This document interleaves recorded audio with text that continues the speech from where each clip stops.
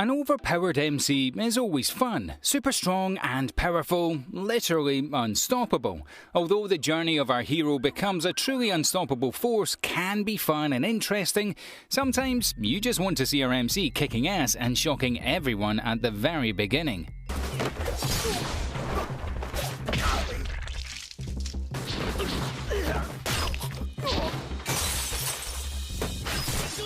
Welcome to Animeology. Join us as we take a look at the source of anime where the MC starts off overpowered, and everybody definitely knows it.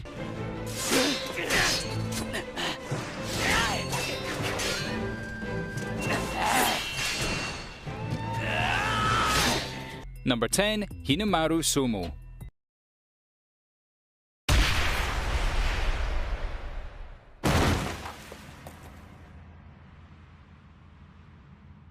Hinamaru Sumo is a really fun sports anime that takes us on a deep dive into the rich cultural world of sumo wrestling, following Hinamaru on his first of high school as he joins the sumo club and aims to become the best in his school and perhaps one day the best in the country.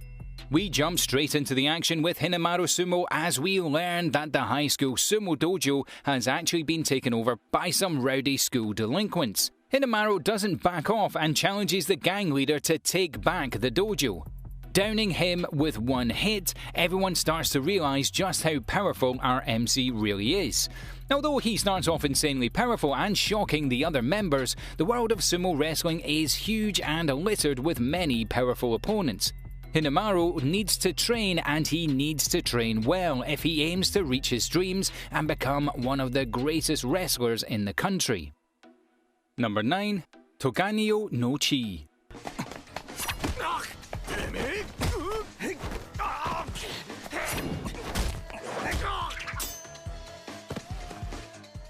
You know you've struck gold when you start off as a video game but spawned into a manga, a novel, and an absolutely brilliant anime series. Set in a ravaged world after the gruesome Third World War, Japan was divided into East and West. Many years pass and a vicious crime organisation have taken hold of the former Tokyo and wreak havoc with its residents. A major form of income from the crime empire is the battle game known as Igaru, in which players need to kill and take the tags of their enemies. Our hero, Akira, has been falsely accused of murder and spent some time in prison, meeting a beautiful and mysterious woman that offers him his freedom if he joins the deadly game of Igura and wins. The cool and silent type, we learn more about the orphan Akira and his history as the undefeated street champion until getting locked up in prison. With nothing but his knife at his side, Toganyo no Chi gets very heavy, very fast. Extremely stylish and slick with little time for heavy drama or emotions. This is one series that'll have you glued to your screen and screaming out for the knife-wielding Akira to come out on top. Number 8. Mushoku Tensei, Jobless Reincarnation.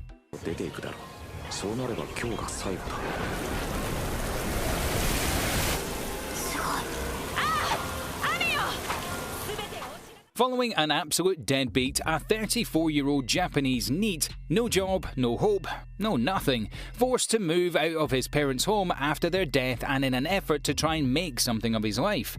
Managing to save a random teenager but dying in the process, we find our hero waking up as a baby in a magical world of sword and sorcery. With the new name of Rudius Greyrat, our hero aims to use his new life to the fullest. With early training, it turns out that Rudius is a highly skilled and extremely powerful magician. Finally feeling comfortable and happy with his life, this new world gets plunged into danger.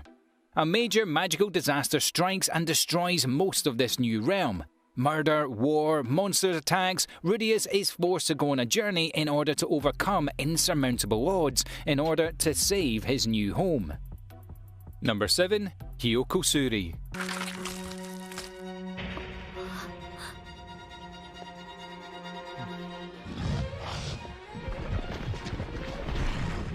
A really interesting blend of mystery against a supernatural backdrop, Hyokosuri, or Inspector, as we know it, is really a jaw-dropping and teeth-clenching watch. Not afraid to go to some very heavy places, you'll be hooked by the thrilling main story arc and itching to know what happens next. Following Kuru, after his recent breakup, we learn of Kotoko, another girl that has been in love with our MC since meeting him around 2 years ago. We then learn that she is actually a goddess of wisdom and a connection between the real world and the supernatural. Kuru doesn't believe her at all, but we soon learn that they've both been keeping secrets from one another. Kuru isn't just your average university student. He is actually a monster that has consumed the flesh of a demon at a young age. Giving himself insane powers, it goes without saying that everyone is seriously surprised. His radical healing makes our MC practically immortal. The two bring interesting chemistry as we follow Kuru and Kotoko on various adventures as he assists her with her duties as the peacekeeping goddess of wisdom. Number 6. To be heroine.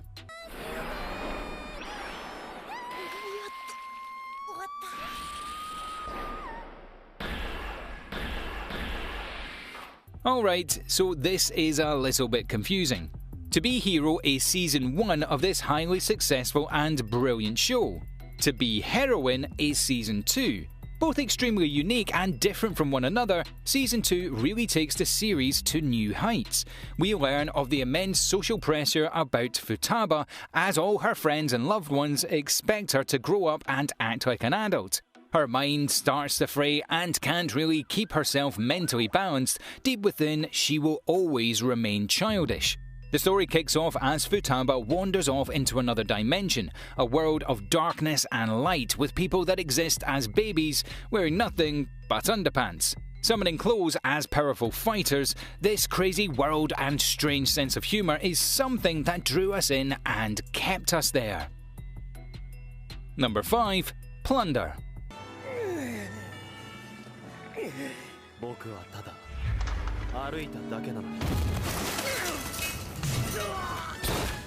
A world of epic action and high fantasy, Plunder shows us a post-apocalyptic planet that is ruled by ratings.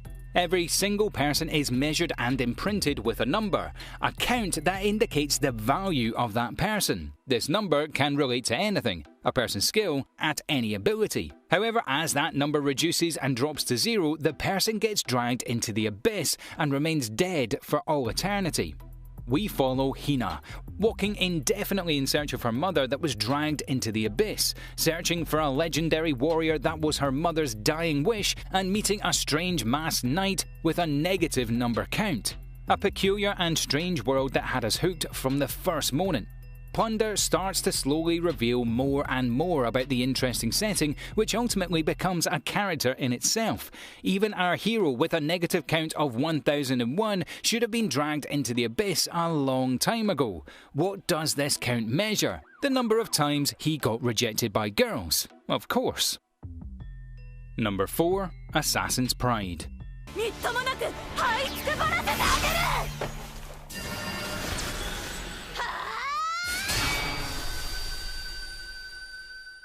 An intense tale of humanity on its last legs. Almost completely wiped out, humans exist in one single city-state. Individual city blocks are separated by glass domes. A very interesting and bleak view of the future. The world outside these domes is one of eternal darkness and is rumoured to be filled with savage beasts, the stuff of nightmares. However, the problem within the domes are worse than ever. A serious commentary about class, the few remaining humans are divided from nobility to commoners. Noblemen have pure, rich blood that has granted them superhuman abilities, enabling them to actually fight and kill some of the demonic beasts that exist in the eternal darkness outside the domes. The leading lady is the beautiful Melinda Angel, although a noble has not yet developed her powers. She befriends a beautiful assassin, Kufa, at school. Kufa is one of the most powerful warriors in the world, a half-human, half-vampire hybrid. Kufa is tasked with killing Melinda if he discovers she isn't truly their heir to the noble bloodline. We don't want to get into it and ruin some plot points for you, but definitely give Assassin's Pride a watch. Number 3. Seeking No Blacksmith.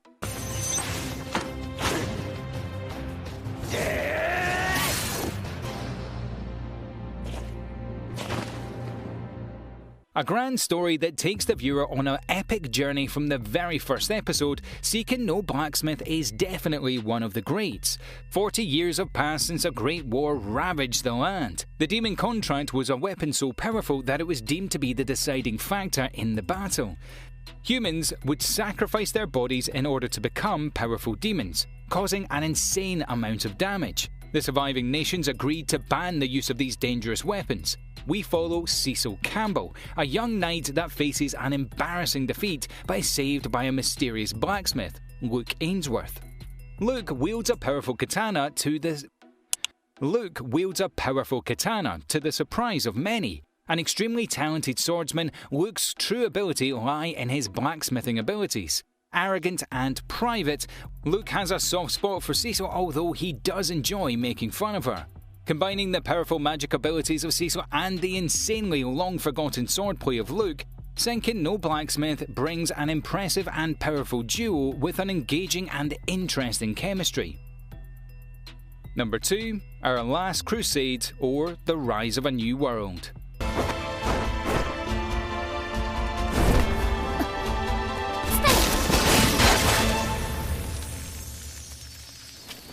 A beautiful fantasy romance with some light traces of science fiction, Last Crusade is portrayed with a heavy backdrop of an endless war between a technologically advanced empire and a nation of extremely powerful magical users. Following a powerful duo from both sides of this epic war, determined to kill each other, but deep inside both wishing for the end of this war. Slowly drawn together, an impressive romance and relationship starts to blossom, engaging and entrancing, comparing the story of Romeo and Juliet but with more impressive fight scenes. Although extremely powerful warriors, both our heroes, the insanely OP Iska and the unbelievably beautiful Alice Lease, have such sympathy and tenderness for both the war and each other. Their faith and belief in humanity across the grim setting of this vicious war is really refreshing and has delivered some of the most engaging characters you will see in an anime. And number 1, Dororo.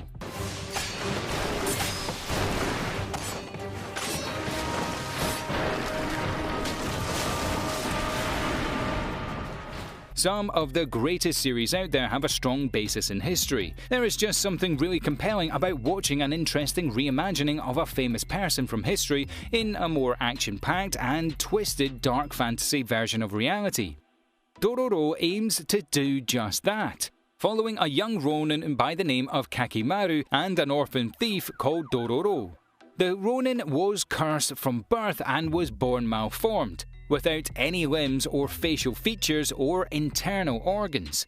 This is due to a pact that his father made with the demons for great power and wealth. Set adrift by his mother and discovered by a medicine man, Kayakimaru was healed and given another chance at life. Prosthetics created from the remains of children who died at war, except his left arm, a special blade forged out of vengeance and perfect for slaying the many supernatural beasts that plagued the land.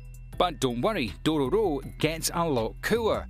Definitely check out this series as you see an unlikely pairing start to warm up to one another and develop a deep and intense bond as they traverse this horrifying version of Sengoku period of Japan.